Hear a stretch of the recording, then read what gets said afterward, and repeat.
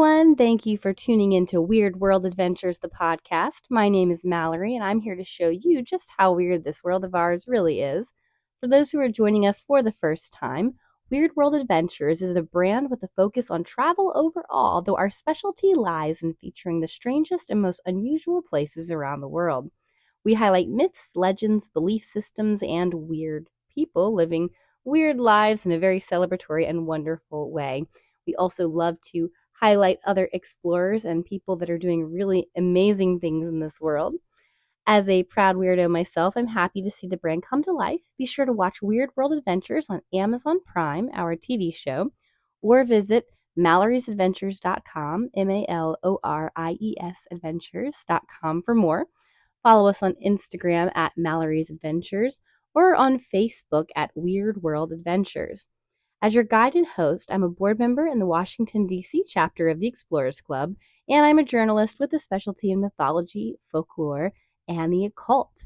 We have a very exciting show for you today, so I'm ready to jump into that now. But first, I also wanted to apologize quickly because I have been very, very, very sick, so I think I sound a little under the weather in this, but my wonderful friend Nina really just brings the episode to life because she's incredible. So I really hope you enjoy, and let's start the show. Hello, hello, hello, everyone. Welcome back to Mallory's Weird World Adventures, the podcast. I'm your host, Mallory, and I'm here to show you just how wonderfully weird this world of ours really is. And I'm very excited to share with you guys today. I have my friend Nina Lanza here. Nina and I connected at the Explorers Club this past year at ECAD. So we're going to talk a little bit about her career in joining the Explorers Club and where that's taken her today. So thank you so much for joining me today, Nina. Yeah, I'm excited to be here. I'm excited to chat. As you know, you are my favorite person that I met this year. So I'm really excited that we get to hang out a little bit more. Yes, you're my favorite person too. I love that we met at the Norwegian party. Yes, because you always follow the Norwegians, right? That's Yes, where the good that's the times are rule. and the good people. Exactly. Yeah, They're so welcoming, and then you wind up in the special room with all the good stuff. yeah. That's how it works. So, Nina, I guess tell me about how you found out about the Explorers Club and your journey getting into the club. I actually didn't know about the Explorers Club until I found out about it from my cousin. He has been involved with the club for a very long time. And so I had always heard about it from him.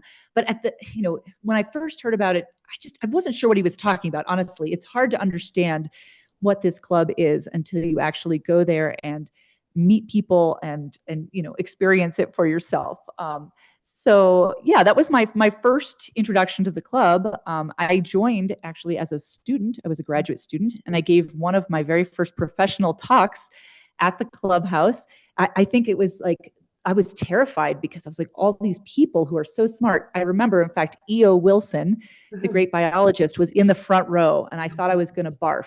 It wasn't even like I was talking about biology. Okay, it was just that like he's a pretty smart person. And he was right there. He was very friendly. He didn't ask me any, hard hitting questions. I was very grateful for that. Yeah. So, I was a student member for a while. I actually was not a member for a little while because I did a field season in Antarctica. And it turns out at the time they were sending you your membership renewal notices by mail. And I didn't check my mail for 2 months.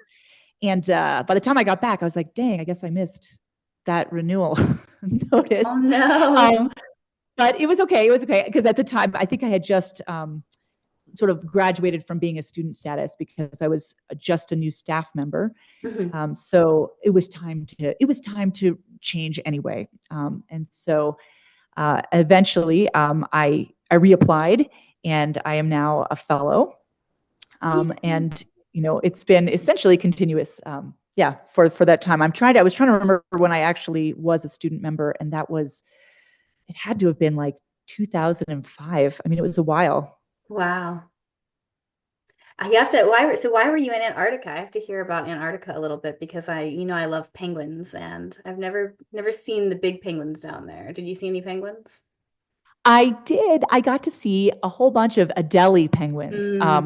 So I was mostly actually on the interior. So I went to Antarctica as part of a project called the Antarctic Search for Meteorites, or Hmm. ANSMET. And as you might imagine, we go there to pick up meteorites from the ice. Hmm. It turns out that 60% of the known meteoritic material in the world has been collected by this project, which has been operating more or less continuously for something like 45 years.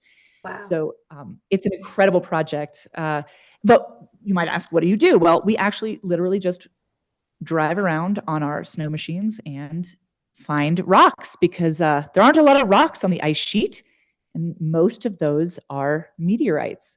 Hmm. So we spent a total of 6 weeks living in tents on the ice, and we were right in between McMurdo and Pole Station. So that's, I think, qualifies as the middle of nowhere. And Wow. so, yeah, very, very isolated, as you might imagine. Hmm. Not a lot of internet or phone or any other connectivity. We, of course, stayed in very good touch with McMurdo for safety reasons, but Hmm. it's the most isolated I've ever been from my real life, and it was very interesting, a very interesting experience. Yeah, I definitely wasn't getting snail mail though. We were not getting Yeah. most communication. Wow. And yeah, Delhi penguins, they're little jerks. I love all penguins. I know that. But they're like kind of like the savages of the penguin world. I mean, they definitely judged me. I didn't see them being savage, but like I saw some at McMurdo. Um, they were just like on a little iceberg by the shore, and I was so excited to see them that I was just like laughing and laughing. I mean, I wasn't doing anything to them, but my laughter totally alienated them. I feel Wow. like they gave me a look, and they're like, "Whatever, we're going back into the sea," and they swam away because I laughed too much. I felt very judged, but I was just so excited to see them. Right. That's wild. I spent my isolation period was nowhere near as exciting as that, but I spent quite a bit of time on Robben Island off of the coast of South Mm. Africa with African penguins, and we would drive around and look for penguins. So it was like kind of similar, but not. But there was no access on and off the island regularly, so it was my period of, well, I'm just going to be on an island with penguins. That doesn't sound bad, honestly. That sounds great. I mean, and if the penguins judge you, you just got to work harder, I guess. Yeah, exactly. They're African penguins are pretty chill. They do get a little aggressive sometimes because it's Africa and everything wants to kill them. So they're more like little ninjas than some of the South American penguins, but it Well, was I feel like the Antarctic penguins don't even know that things on the land can eat them, right? They don't right. fear the land at all because nothing is there, it turns out. They're not wrong, Hmm. except for us, of course. I worked with scientists that had been to Antarctica with penguins, and they're like, you can just walk right up to them over in the Arctic, and they don't care unless you like actually start manhandling them. Otherwise, if you walk over, they're like, "What's up?" Because they're just not Yeah, used to people being in their sphere. that's exactly right. But of course, unless you are, a biologist with a permit doing that, you are absolutely forbidden from touching the Oh, of penguins. course. However, if they touch you, if they choose to touch you, Mhm. that's okay. So, Mhm. if I had been able to keep my absolute mirth to myself, it's still a dream in my heart that someday a penguin will choose to touch me with their little, Oh, flappy wing. It didn't oh. happen. It didn't happen that time. That's on me. I think my craziest penguin story is that when we were on Robben Island, we were obviously permitted to handle the penguins and they're very endangered. So we were working to try to, monitor their civilization on Robben Island. And the babies, if you weigh them and just check and make sure that they're healthy, usually there's around two of them that are together. And if you're measuring one, the other one will actually like brood under you, like you're the mom. So you kind of just stick it Oh, under you and it like burrows under you and just kind of hangs out and then you swap them out. I love them. How Cute. in The the little world did they snuggles, get kind so of. cute? Exactly. Oh, little Yes. puffball. You're so lucky. That's amazing. Very jealous. But I guess let's continue on with I guess further into your career. So can you tell us a little bit about what you do now? Because I'm not going to even tease it because I just want you to say it from your end because you tell everybody at the club and they're like, "What? What do you mean?" You have the coolest job of anybody I know, I think. Well, I think so too. If I were to summarize, I would say that I shoot lasers from a spaceship on Mars. But to be a little bit more specific, I am lucky enough to work on not one, but two different Mars rover projects. I work on the Curiosity rover and also the Perseverance rover. So these are fraternal twins. Mm-hmm. And I have a larger role with Curiosity because I lead an instrument that is on the rover. And the instrument is called ChemCam. Mm-hmm. And we have a sister instrument that I also work on Perseverance called SuperCam. And they're very similar instruments, although not identical, just like the rovers. So yeah, my job is to help to zap rocks on Mars to see what they're made out of, and then try to interpret the geologic history of that planet from the chemistry that we get. So if you don't mind me getting a little bit nerdy, I could tell you a little more about my instrument. The laser part is something called laser-induced breakdown spectroscopy, or LIBS. And so the way this works is that we can focus the laser spot at a distance up to 7 meters or 23 feet away from the rover. And we actually vaporize a little material. It's very, very hot in this little tiny spot, which is under a millimeter in diameter. So it's hotter than the sun momentarily. We vaporize this material.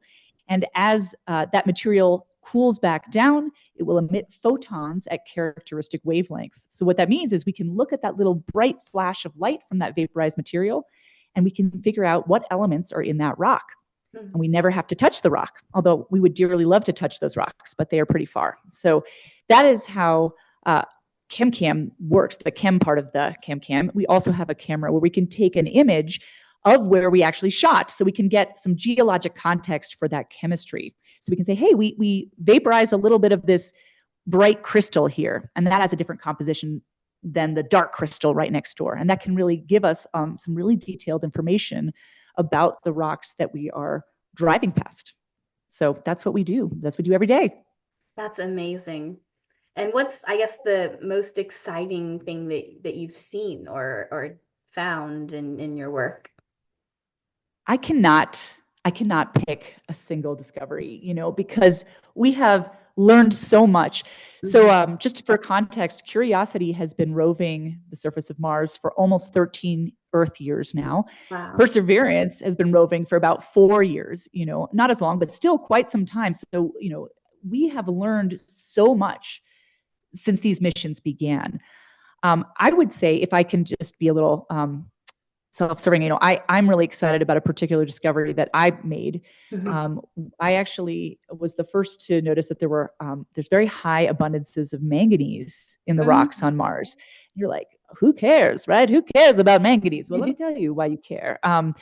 Manganese is a really interesting element that often just follows iron.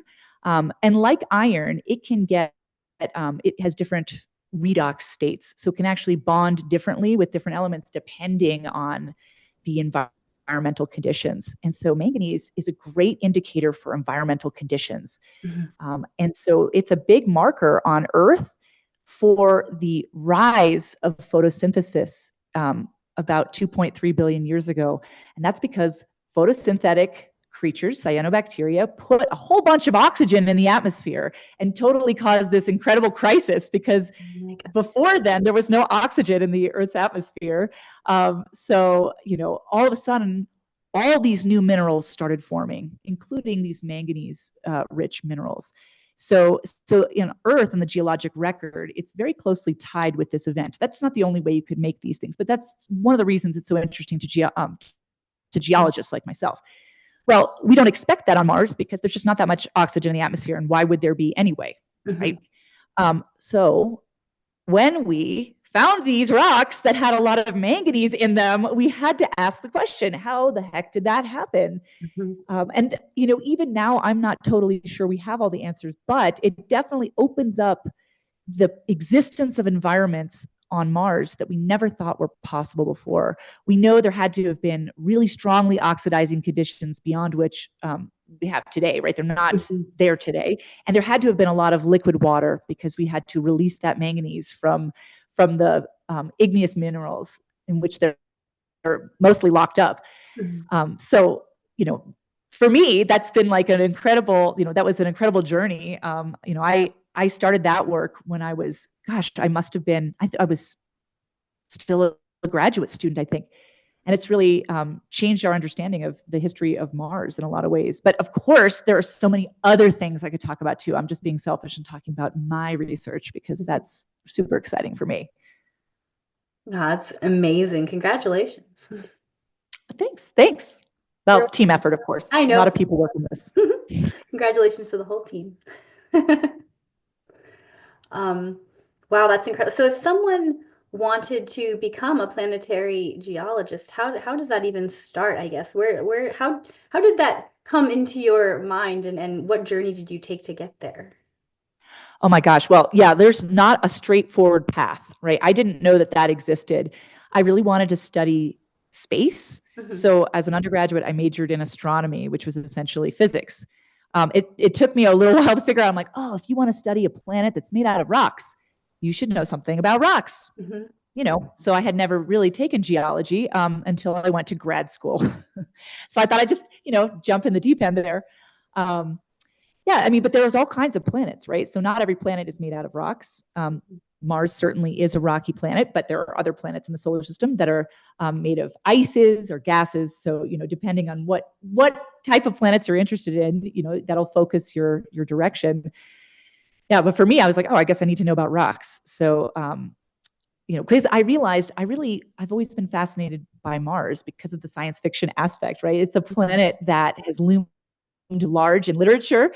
Hmm. It's a place where we were so convinced 100 years ago that there was definitely life. Hmm. Thinking of the canals that Percival Lowell claimed to observe. And of course, we know that's not the case anymore, but it still is one of those places where it's so Earth-like initially when you look at these images that you could envision yourself standing there. And that's more so than many other planets. So that was what originally drove me. I want to know more about this place, this amazing place. And so I learned about rocks. And then I got lucky enough to meet my PhD advisor, who was joining up with this crazy instrument that was going to fly on the next rover. At the time, that was Curiosity. And he's like, "Hey, do you want to join on this mission?" And he didn't have to ask me twice. So I was able to work on ChemCam throughout my PhD, and that was before it ever was even built, before we Hmm. even launched. So I think I got really lucky there. I did not know how to do that. So if somebody asked me, like, what's the recipe? How do you do this? I'd say, I have no idea, but just, you know, there will always be opportunities, and don't be afraid to take them and to learn something new. And you might be surprised by, the direction it takes you. I didn't have a whole plan, but I feel like it worked out. It Hmm. worked out pretty well. That's a great lesson. I feel like going through open doors is always a good start. And I feel like that's a defining characteristic of a lot of Explorers Club members is there isn't that fear of maybe I shouldn't go and do this. It's just a yeah, let's go. And having that drive to try new things and to do what you want to do and explore new areas of life without that fear. It's a very wonderful trait to have. Well, it's not to say there's no fear, though. I bet you would agree with this too. Like sometimes you're like, oh gosh, like I don't really know what I'm doing. Like, is Mhm. this a bad idea? And Fair. sometimes it's a bad idea, okay, but Mhm. like a lot of times we are afraid of uncertainty, and of Mhm. course, uncertainty, the unknown is inherently unsettling. But as you say, that is also the joy of exploration. When you see something new, you learn something new. Mhm. It's there's nothing like that in the world where you're like, oh my gosh, like I think I've learned something that nobody else knows, or I've seen something that no one else has seen. And of course, I think it's really important to complete the loop. Now you've seen this, you've learned this, now you need to bring it back so that others can also learn and see too, because that's part of what we do, in science. And I think Mhm. exploration is just a type of science that we're Mhm. doing, and so that bringing it back, but it's not to say that we're not afraid, or like we're like, oh, we know what we're doing. I don't think, a lot of times I'm just pulling a thread of my curiosity and seeing where Mhm. it takes me. Yes. I Well, guess it's maybe like, not letting fear stop you. yeah, yeah. Well, like maybe here, let me, if I can, this is a so I told you about manganese, why it's so Mhm. cool. But you know why I actually started it? It's because, okay, so I was a grad student and I had submitted an abstract for a meeting, and I was like, oh man, like I haven't actually taken any data, and I'm supposed to present this poster. I have these rocks, um, but I don't have time to prepare them. So I'm just going to like shoot through the surface and then, throw away the first data, with this laser, right? We're vaporizing a little Mhm. bit each time we go so we can kind of get beneath thin coatings. And so these rocks came from the southwestern United States. And so, like many rocks, they were covered in this shiny, dark coating, which is rock varnish, Mhm. which is very high in manganese, turns Mhm. out. I did not know that at the time. But so, like, I took all these data and I didn't even like, I was just like, I'm just going to put them on this poster and not worry about it. And I realized as I was looking at it, I was like, oh my gosh, you can actually see the transition between this rock varnish, which at the time I was like, I don't want this, Mhm. and the rock underneath, which was a basalt. And that got me thinking. I was like, well, that's interesting. Can we see, how can we identify coatings? Like if we wanted to, because most of the time geologists will cut those off. Mhm. But then I was like, oh, maybe this is interesting. And it turns out, we don't prepare rocks on Mars. They just come as they are, and they often have rock coatings. And just because I was like kind of I was slow to prepare for this conference, but it actually launched this whole series of laboratory experiments that I started doing again, and just as a grad student. I didn't think it was going to lead anywhere. And then when we saw high manganese on Mars, all of a sudden I was the person who knew the most about it, because I had done these experiments that weren't considered important until they were, And so just like, again, pulling that thread, we could also learn from this that procrastination is valuable. I don't know if we want to say that, but like, sometimes doing things and just sort of like seeing where Mhm. an observation takes you and not worrying too much about the destination Mhm. is incredibly insightful. It leads to understanding that you wouldn't have if you were just like, I'm going to get from point A to point B and we're not going to get distracted. Being Right. distracted can actually be really helpful. And the ability to play, I guess, to have that curiosity and want to know more, even if it's not exactly related to what you're doing in the moment. Yeah, exactly. Because we always think, oh, you better be really focused if you want to be successful. And I mean, there's some truth to that, but also, where do insights come from? Where do innovations come from? You've got to tread paths that others have not yet trod. Mhm. You have to do things that are new. And how do you do that? You can't just be like, I'm going to make a discovery today, right? You have to be open to just, what observations come your way, Mhm. and be willing to think about them. Definitely. And I think that's, again, I mean, going back to just a great characteristic of an explorer and a scientist, the world is so catered to give us what is the easiest path to something all the time. Technology is very set to, well, what's the easiest way to get from point A to point B? And we become so used to that we kind of put that in our comfort zone. And then anything that takes us a different path or anything that makes us have to step out of our comfort zone and try something new can be very intimidating.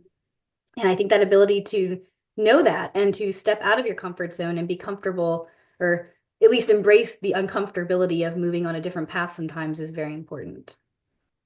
Yeah, I love that. And I feel like that advice is kind of like scary, right? Mhm. Because there's no guarantees there either, you know. But I kind of like thinking, maybe it's not so much, you will end up places you never thought you would end Mhm. up, and with successes that you never imagined, if you are, again, I would say true to your curiosity and passion, you Mhm. know, um, I guess it depends. If you really want to, occupy a particular role, then maybe don't do this. But sometimes if you're open, Mhm. because again, I never knew how I was going to end up where I am now. I don't know if you had a vision for yourself as a youth, if you thought, this is where you were going to end up. Never, never in a million years. Well, it's great though, right? Like if you could go Yes. back in time and like tell your childhood self, they'd be like, nah, no There have been way. so many times that something has happened in my life where I wish I could go back and tell my young self, like, we just did this. Can you believe it? Yeah, we totally, exactly, because you carry them with you, right? All of our Mhm. past selves are there in our minds, right? And they are all part of our experience. Definitely. I have to ask you too, because you talked about your fascination with Mars, and are there any elements of sci-fi or sci-fi stories that inspired you when you were younger that made you interested? Well, my parents, being enormous nerds themselves, had a huge science fiction collection, Mhm. and so it was sort of the classics now, right? A lot of Asimov, um, that generation. And Mhm. so, I would just pull things off the shelf and read those things. I'm trying to remember like the iRobot kind of whole series. Was really, I remember that being really fascinating for me. Um, and just the idea that we can envision a future that is different from what is today Mhm. felt to me as inherently hopeful. And I think that classic sci-fi is like that. There's a lot of dystopian sci-fi, but that tends to be newer, right? Mhm. Um, because of course, technology can be a double-edged sword. So can knowledge sometimes. But I feel like I read a lot of that earlier sci-fi that my parents had, um, like the Foundation series, all of that, that really was hopeful. And Mhm. I still maintain that, discovery is hopeful. Mhm. Even if we don't totally understand what it all means and we don't know how it can be used and misused, that it's still something that is inherently, positive. Mhm. So yeah, I think that was probably that, and of course I always, my parents took me to all kinds of events in Boston, and so um, my first time ever thinking about space was when they took me to see a lecture. Mhm. Probably at Boston University. I can't remember. I was 7. It was when Halley's Comet came Mhm. around the last time, and so I don't remember the lecture. I'm not going to lie. I was a kid. I think I was probably like, whatever. But I do remember going on the roof and looking through a telescope and seeing this comet. And it was just like shocking to me. I was Mhm. like, what is that? And I realized, yeah, the sky is not just a dome, it's actually three-dimensional space. Mhm. And there are things out there and they're moving around. And we don't even know the half of it. And so, like, I just was like, there's nothing more interesting to me than figuring out, well, what's out there. I mean, Mhm. we know so little about the universe and it's so huge and there's so Mhm. much to know. And so I still feel like that today, right? Many, many years later. I think it was put in perspective for me a couple of years ago when I was doing a meditation workshop, and they had something with like just the map of the universe that they showed everybody. And the whole like Laniakea, like the supercluster, whatever it is, and just like how tiny our universe is in this gigantic spectrum, and just the perspective shift of how small we are. And it's, millions of times smaller than you think it would be when you kind of see the perspective of, oh, this is like what our supercluster looks like of galaxies, and just the Well, perspective that can give you is insane. it is. And I think for a lot of people, I've heard a lot of people, it's terrifying, which I can see that perspective. Mhm. Like, I am so meaningless. Like, I am Yeah. not even a mote of dust. But it's also, I mean, tell me if this rings true to you. I think it's in some ways very comforting because all of our problems, no matter Hmm. how large, they're very small too. So that's actually the benefit where we're like, if you zoom out to that perspective, it really Hmm. says, hey, no matter what you're struggling with now, it's not that it's not important, but like, let's put it in this cosmic perspective, and we are small, and that's okay. That's Hmm. okay. And of course, our lives as we live them are not small, right? We live our lives on a human scale, and Hmm. rightly so. But it's so nice to be able to kind of zoom out a little bit and be like, okay, but Yes, how important is this thing that's super irritating to me right now? It's not. It's not at all. it's true. I used space a lot when I was meditating heavily to put that perspective. Like, okay, this is my world, but it's actually this tiny, and this problem is very small, and it'll be resolved. Yeah, I think that's comforting. I think that Hmm. is, even if it can be a little unnerving, although I think that's what drives people away from space science. They're like, ooh, like too big, too much. And Very I understand that. intimidating. Well, and that's part of the reason why I think Mars is so great because it's very like human scale in a lot of ways. What Mhm. we study is at the human scale. Um, so, we have, rocks that you could pick up. So actually, based on what we're talking about right now, I just read this today and it seems very relevant. 40 genetically identical adolescent female mice were placed in a space filled with appealing toys. For 3 months, their every movement was recorded. The result, some mice turned out to be explorers, others homebodies, and there was huge personality variations, and they seemed to be linked to the variations in the earliest experiences, which were then amplified over time. A behavioral geneticist concluded that it's not genes or their rearing environment that make the difference. Rather, it's the path-dependent response to initial serendipity or randomness. Oh my goodness. Yes. Wow. Wow. You know, that tells you a lot of things, right? So like your genes aren't your destiny. We know Mhm. that too, right? Right. Um, we, but still, like that's amazing to observe that. That's an experiment, of course, you can't or you should not do with people. Um, Right. but it doesn't, even if the environment in which you were raised, it's Mhm. not that. Like it's so interesting to, you know, serendipity in your life is critical, Yeah. absolutely critical. And I wonder if there's a way, maybe for mice, they aren't as attuned to serendipity as a concept, but as human beings, Mhm. maybe this is a lesson for us that we can actually truly change our life experience Mhm. if we allow serendipity a place in our journey at every step of the way, not just, right at the beginning. I Mhm. love that. It's great. And it goes kind of back to the nature versus nurture, and you're always nurturing yourself. There's always room for growth and development and change, and it's never easy, but it's Oh, possible. I love that you're always nurturing yourself. That's beautiful. That's true. We should be doing that, right? Oh my Mhm. gosh. Definitely. Oh my gosh. Well, I wanted to also kind of move the conversation a bit to ECAD because we're getting out of the chaos of ECAD. I'm still recovering. And I wanted to ask first about your very first experience to ECAD and what that was like for you. Oh goodness. My first ECAD was a Your first one. long, yeah, well, it was a long time ago. It was like I want to say it must have been 2005.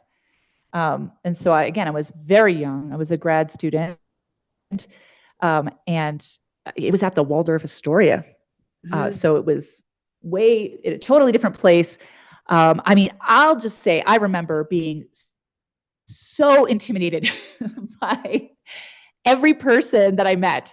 At the time, I just felt like obviously I didn't belong there because I was such a little exploration newbie, right? I was barely scratching the surface of this Mars data. I wasn't working on the rovers. This is before um, was it even like yeah it was before I was even working on any of even the idea of this rover. And so the people that I met, they were just doing so many things that were just like amazing. I wish I can, this was obviously it's 10 years ago and I'm not sure I can even remember. It was just such a blur to me. And at that time, ECAD was a lot longer.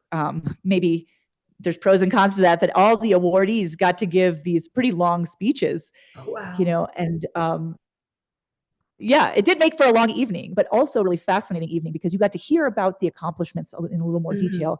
And of course, ECAD now they do that, but separately from the dinner, right? So you can Right. go and hear about the awardees, and then the ceremony is separate. But I remember that I'm just like, oh my gosh, the people who are on this stage are just the Mhm. things they have done. I wish I could be more specific. I think I was just really overwhelmed and really intimidated by it, and I certainly did not feel like I was, how do I say this, I don't know if worthy. Nobody made me feel bad, right? Mhm. Everybody, in fact, one of the things that I remember clearly is that people were interested in hearing about my research, Mhm. even though at the time, this is when I was a master's student. I wasn't even a PhD student. I was like, I'm doing this little project about gullies on Mars. True story. That's what I did my master's on. Everyone knows what a gully is. Well, there's a bunch of them on Mars, and I mapped everyone in the northern hemisphere. Nice. But yeah, maybe not the best party conversation, but I felt like people cared. People absolutely cared, and that was surprising to me. Yeah, so that was my very, very first introduction. It was an amazing experience. Mhm. Did they have any of the crazy appetizers the year you were there? Were they very different from what they are now? Well, they did it differently. They had the same. They called it like the exotics buffet, and Mhm. they mostly, I think it was in one area, but they had different rooms in the hotel dedicated to different levels of tickets. So depending on the level of ticket you had, you would, get something different. Oh. And I don't think that again, like I was so young and overwhelmed. I don't think I really did a lot of exploring to see, what was going on. It was very different. I think it's now it's nice because people are together. Hmm. I think the venue allows for that a lot more. Whereas, Hmm. when you're in a hotel, I mean, it's a very different. Um, Obviously, things are compartmentalized a little bit more. So Right. I really like that. We are kind of all mingling together. But yes, there was exotics. I remember my friend ate a tarantula, and that's how we discovered that tarantula hairs have a little like anesthetic in it, like it Mm. numb your mouth. She's like, "Oh my gosh, we'll have a like." Oh Um, no. yeah, so be careful when eating the tarantula. I would really recommend just like if you're gonna do it, don't eat the hair because um, it turns out that the hairs and it's not poisonous or bad for you. It's a little it can be uncomfortable if you're Right. sensitive to it. And she indeed she was. It's been on my bucket list to eat a tarantula. It's kind of like my Everest because I hate them so much. Like I can't get them. Like it's like a power thing. Like I want to eat this, but you know, they don't have a lot of them there anymore, and you have to get there really early. And then this year we got there right at the start, and they still didn't have any this year that were edible. They just had display ones, and I was like, oh Display ones. Ugh, yeah, no. I dang. mean, like, what? I think you're already the boss of tarantulas, okay? You would be like, you just look them in their 1 million eyes and you're like, I could eat you, okay? But I'm choosing not to because you're choosing to be benevolent. Yeah, exactly. So yeah, you're already the boss. You're Yes, already the tarantula boss. So I after wouldn't I this. wouldn't worry about it. Although I saw a spider in my garage the other day and freaked out, so I'm still learning that lesson. I mean, remember, you just tell it. You just shake your fist at it and say, I'm the boss of you. I could crush you right now. Right. And I did eat the scorpion, which is like just another arachnid, so we'll do that. We'll be fine. I think that counts. I think that counts. And that one's like, I mean, you probably have to look out for the stinger part, right? Hopefully, or do they remove that? They removed that. I mean, it's still there, but I guess they removed the part that would be dangerous and sharp. And Good. it's kind of weird because it tastes you kind of taste the exoskeleton. Like it's kind of like gets in your teeth. You're like, oh, this is an interesting feeling. It's why it's not usually something that it's not common, for, holiday dinners or something. It's the exoskeleton. It gets you every time. Exactly. And well, I guess this year at ECAD, we got to meet, which was it was just very magical. It It was magical. was, and I have the chicken. I have to tell you, are we allowed to talk about the chicken? Is he a secret chicken or? Yes, no, this not a secret chicken, though a weird chicken. Yep, Yeah. yep. And I just booked my final episode of season 2 of Weird World for Amazon Prime, and we're going to Iceland, and we're going to hunt for mystical elves and go to the Penis Museum. I think I told you that. Amazing. And Yes. and going inside a volcano, and this guy's going to come with us. I'm so excited for the chicken's journey, and I can't wait. I mean, it's your journey too. I'm excited for you, but like, frankly, the chicken has been, fewer places, so I think it's gonna, really enrich its existence. Exactly. He's going to learn all about the Yule Cat. Do you know anything about Icelandic culture? Because it's really a trip. It's a wild experience to get to go to Iceland and experience that culture. I mean, so I bet you know more about the culture than I do. In fact, I've been to Iceland 4 times, but I go there from like a geologic perspective. So Mhm. like, because it is a geologic wonderland there. There's just Mhm. so many incredible textbook things that you can see there in a really small area. And so that's always been sort of the focus of my journey. I did notice, I was very delighted to see all the fairy houses that people Mhm. had. Like I had read about that. I was like, oh no, this is legit. I don't think this is just like garden decor. This is real. Um, so, and of course, interacting with Icelanders, they are hilariously stoic, Mhm. which, makes sense maybe for where they are. But I don't think I know as much. I'm sure you can tell, tell everybody a lot more about the lore.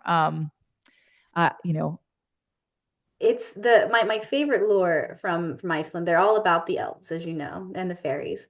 And there are a series of elves, there's 13 of them for the holiday season that are effectively like Christmas elves that come out, but they were told to like scare children. So they're the Yule lads, and Gryla the witch in the woods is their mother. And each one does something particularly strange that is it was back in probably the you know several centuries ago. It was an important lesson to teach kids that you can't leave your food out because animals will wander into the house. So if you do this and you leave out your bowl, then bowl licker's going to come and lick your bowl and take it from you. And so it was like these strange things that these little elves would do. So there was like bowl licker, and there's one that would take your sausage. It's called sausage swiper. rude. And yeah. And meat hook that uses a meat hook to steal your meat, and there's window That's peeper. menacing. That's Yes. menacing. Okay. it's it's quite a very amusing and interesting, I mean, just culture of elves. And the holiday season there is my favorite because they also have the Yule cat, which is like an angry giant cat that goes around and eats people that don't wear their Christmas clothes. Oh, dang. Yeah. No. Don't forget your ugly sweater because I mean that feels believable. Yeah, Cats are pretty. I mean, I love them, but it could happen. just this gigantic, like giant sized cat wandering Iceland. So this just the beliefs with the elves, and that it just is so fascinating to me. And we did like a special on it for last Christmas, where all the Yule lads, and the 13 days of Christmas, and there's a Yule lad each day. Wow, And that's amazing. Well, so what now? Now the question remains, what are they going to think of the chicken? Like elves and chicken. Like have they what would happen? Like I don't know if we can really call the chicken a tradition yet, but like, right, it's like close to their size, right? So they might feel like it's one of them, or they could be intimidated by it. maybe you got to get an ugly Christmas sweater just to be safe, you know. Definitely. Now I'm gonna find a little mini one. We're gonna get like a Ken sweater, like a Oh my Barbie God. Ken sweater, and stick it on him. Yes, Yes, for it's Christmas. going to look amazing. Well, And did we ever mhm.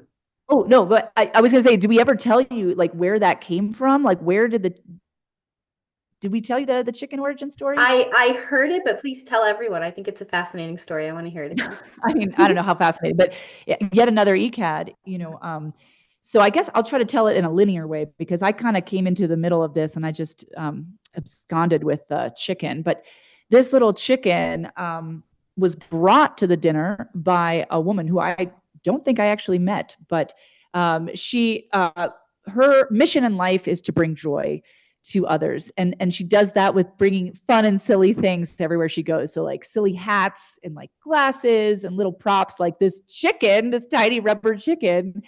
um, because I think from my understanding, she was struggling with a chronic health condition, and it was really making it hard for her to find joy in her life. And so she decided to be really deliberate about it and to try to, make it a collaboration with everyone she meets and say, "Is this silly? Look at this thing! Like, who doesn't think it's funny to see a rubber chicken?"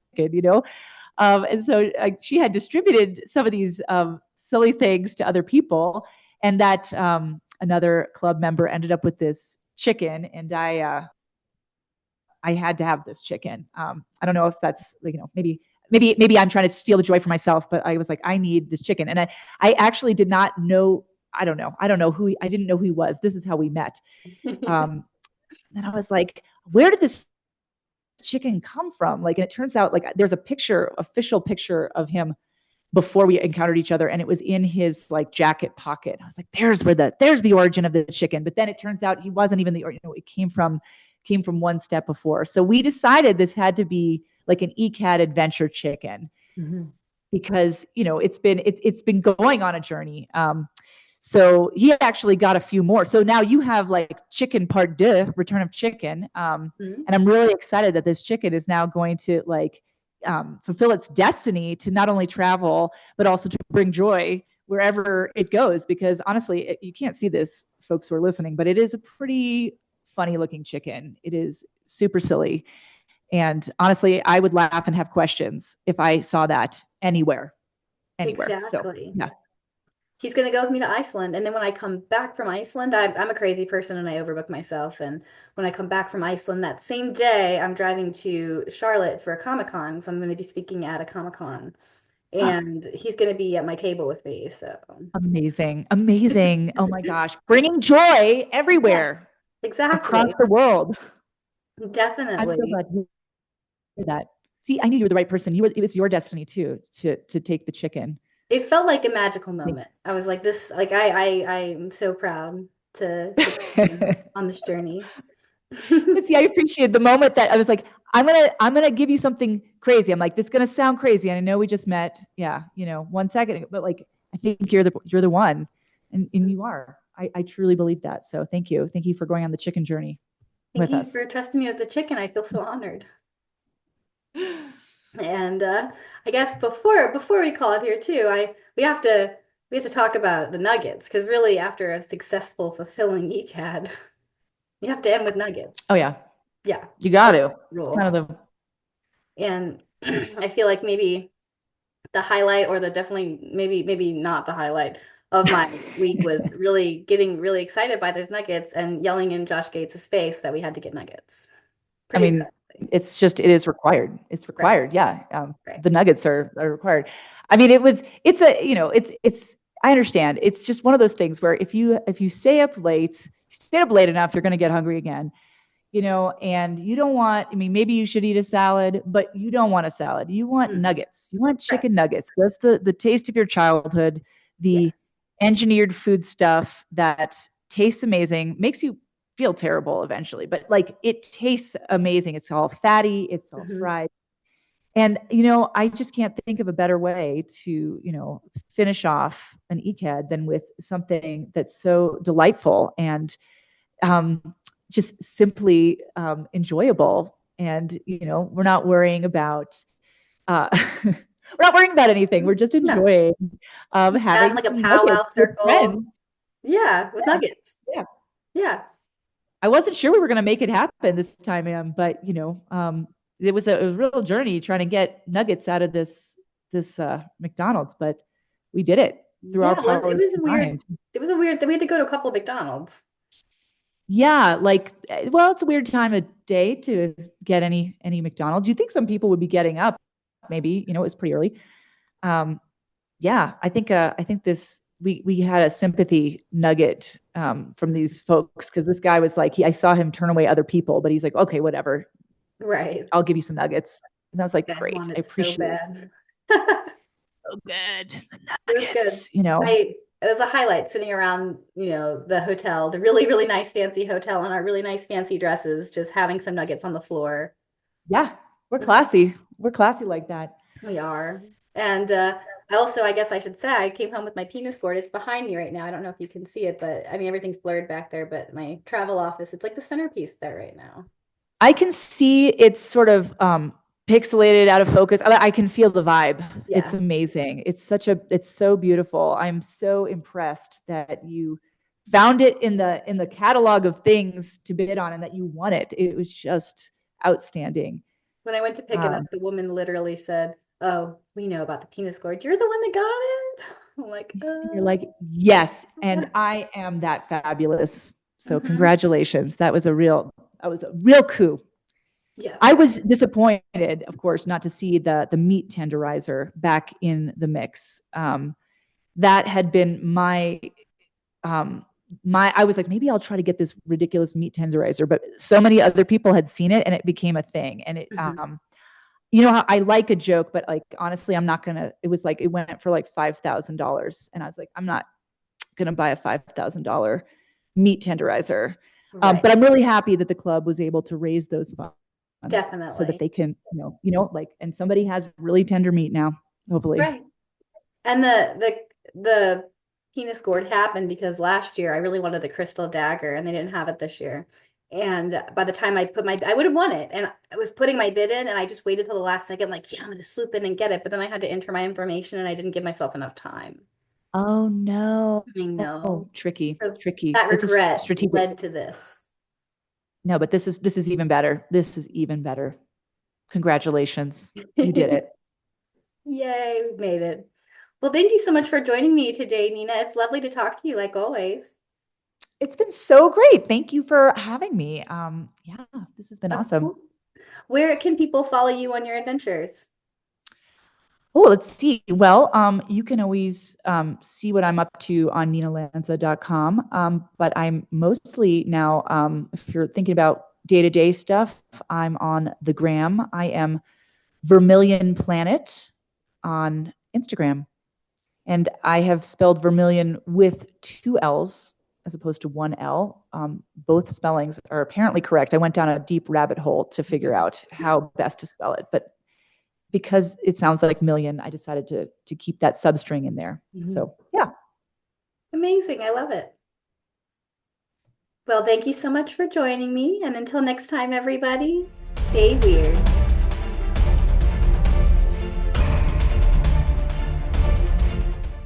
Thank you again for tuning in, everybody. Be sure to watch Weird World Adventures on Amazon Prime today and visit Mallory's Adventures for more. MALORIES adventures.com.